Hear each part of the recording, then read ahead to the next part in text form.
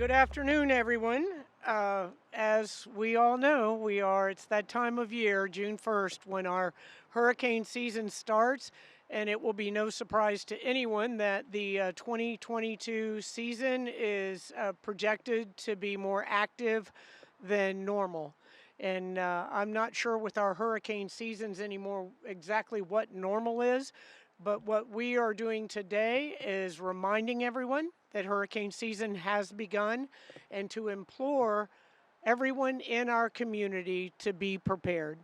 Not only to prepare yourself and your residents, but your family as well.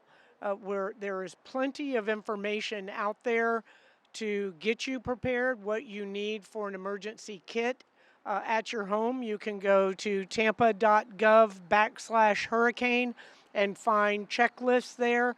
You can find out all types of information, where shelters are at, what evacuation routes look like. We're just asking everyone to sit down in the next couple of days and take a look at all of that information so you are prepared. I live in close proximity to the river, but I've never had to pay flood insurance until this year. The flood maps have changed, therefore some of the evacuation maps have changed as well. So you need to know where you're at and where the closest facilities are. Because as a hurricane is bearing down on us, is not the time to figure out what you need to do to be prepared. And we don't want to see anyone out there in those rushes in some of the home improvement stores or in our supermarkets trying to get supplies. It's very simple to do it now, and if you do it now, you can take advantage of the tax breaks. The tax breaks, I believe, go through June 10th, and so you can buy the equipment necessary and the supplies necessary for the storm season tax-free at this particular time. So one more incentive to be prepared. One of the things that I want to share with the community is that here in Hillsborough County, and frankly the entire Tampa Bay area, we all work in collaboration to ensure that our community is prepared and that we're able to keep everyone safe should a storm come our way. We work together on evacuation routes. We work together on shelters in partnership with the Hillsborough County school system. We also use schools for our emergency response teams, and we're going to go through some details of that at this particular ERC number 3, located out here in southeast, the city of Tampa in the southeast corner.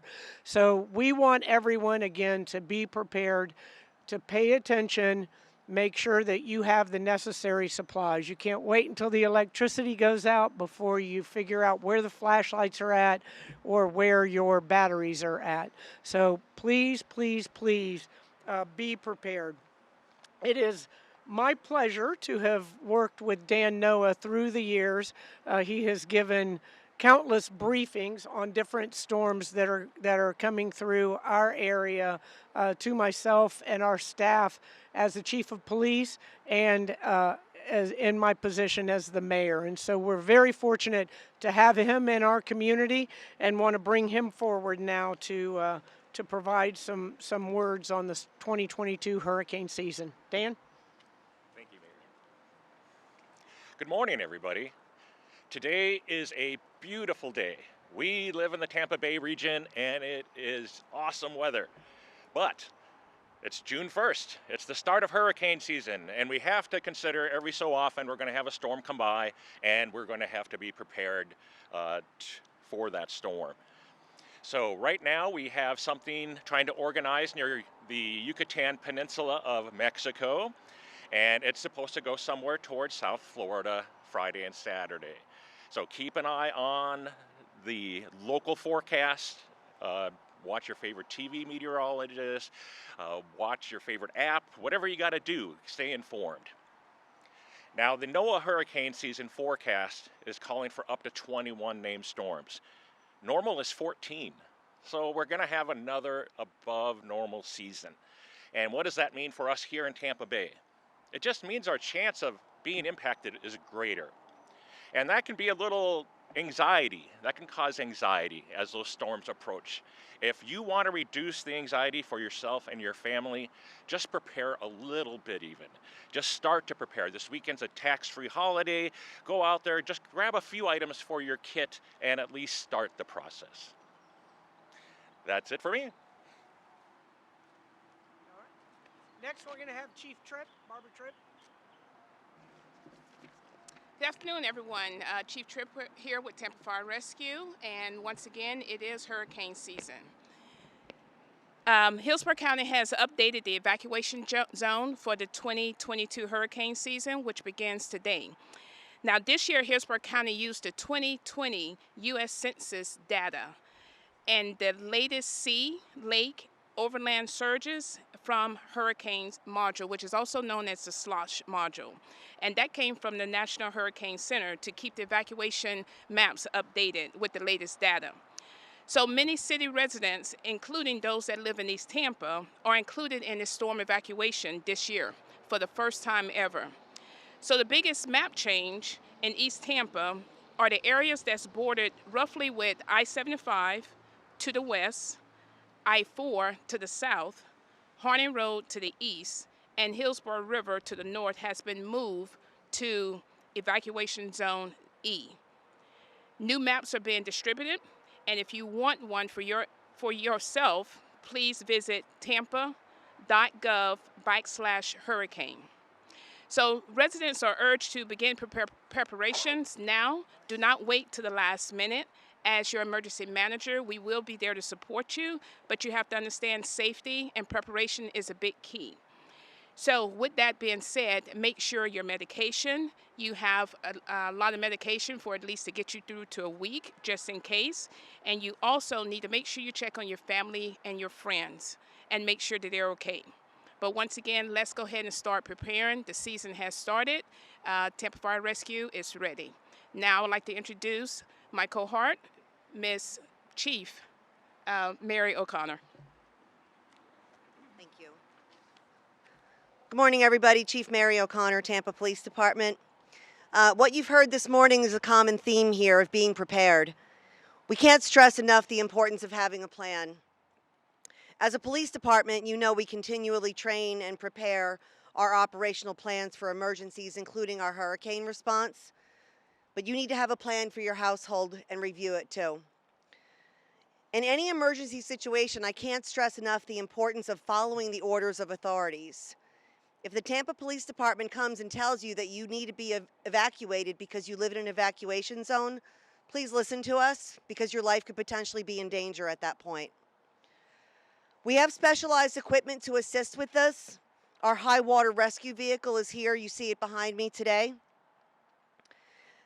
But even the specialized equipment behind me will not be on the roads if we are directly impacted by a storm.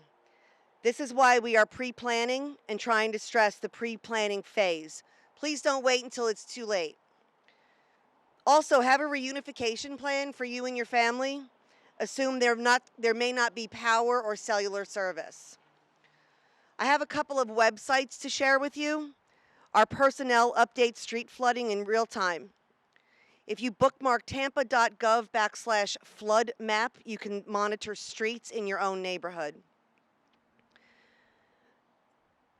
If we do have an evacuation, re-entry will be a big challenge. Signing up for the hurricane re-entry program will make it faster to get back into your neighborhood once everything is safe. While the program is completely voluntary, it makes returning to your home after an evacuation much easier. That website where you can learn more is tampa.gov/hangtag. Finally, if you or a member of your household has a special need or a disability that affects communication, please consider our special needs registry. Again, participation is completely voluntary and all information will be kept strictly confidential. You can learn more about this at tampa.gov/special needs registry. All one word. All of these links can be provided to you directly if you need them, so they can be shared with your friends and neighbors. Remember, please don't wait until it's too late. Thank you.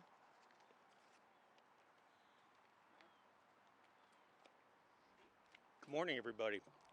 My name is Brad Baird, and I'm over the field operations, which includes the Emergency Response Center personnel that you see here at ERC3.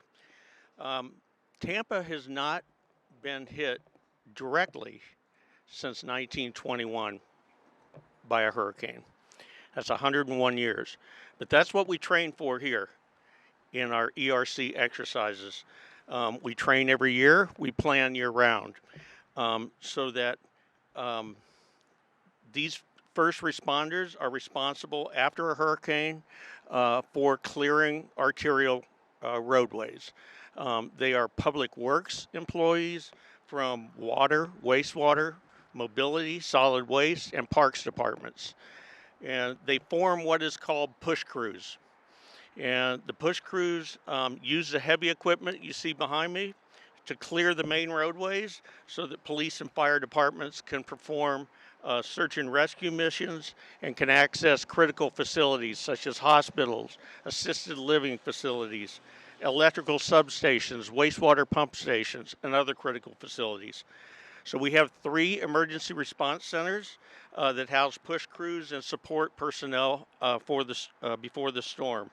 So as soon as the winds die down to below 39 miles per hour, the push crews are deployed almost immediately. Push crews will push down trees and debris off to the side to allow the emergency vehicles to pass. The ERC exercise today is to practice for the real thing. We practice for the worst, we hope for the best. We have a partnership with Hillsborough County Schools, as the mayor mentioned, and we also have that partnership includes using the 3 schools as emergency response centers. The emergency response centers are hardened for a Category 5 hurricane. In the event of the storm, this facility is equipped with standby power, standalone restroom facilities, laundry trailers, ice machines, ham radio capabilities, and many other things so that push crews can respond immediately and do their job. ERC3 has 7 push routes. Today for the exercise, the push crews will travel to a predetermined push route and identify the critical facilities, report back to here, and they'll report any hazards they see in the case of a real event. And that information will be in turn reported back to the EOC. And for the first time, we will exercise today aerial damage assessment with drones. And that exercise is being done at the Tampa Fire Rescue Facility down on 34th Street and is ongoing as we speak. This will help get information on damages back to the ERCs and in turn to EOC so that we can report to FEMA some preliminary damage numbers. And then that will be followed by damage assessors that are on the ground. And they also, after the storm, will report to the ERC, as opposed to the push route crews that hunker down at the 3 ERCs at a time.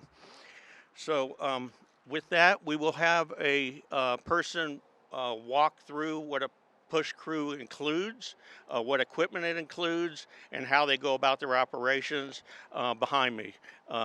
After we conclude the press conference, you're welcome to go over there, and Mr. Jerry Combs will walk you through that. And with that, we'll open it up to any questions for any of us. Okay. Before we open it up to questions, I just want to reiterate one more time. You heard from Dan Noah that it's been, actually from Brad Baird, but we're all aware that it's been over a century since the Tampa Bay area has taken a direct hit. And that has lulled some individuals into a sense of complacency. We have got to be prepared. We have all of the information out there. It's not difficult to do. You need to be prepared, you need to stay informed, and you need to follow the directions of emergency response crews. We have many ways you can do that. I told you tampa.gov/hurricane, a lot of information there on how you can be prepared. Also, you can sign up for Alert Tampa, get real-time information on your phone. I get real-time information of flooding that's going on in some of the streets during the bigger storms real-time information from emergency responders to keep my family safe. So I would implore everyone else to do that as well. You can also sign up for Tampa Ready, which is 888-777, and you can get text messages in real time that keep you updated on any impending storms. As you've seen here, we've put a great deal of effort into it, and I'm not talking just about the city of Tampa.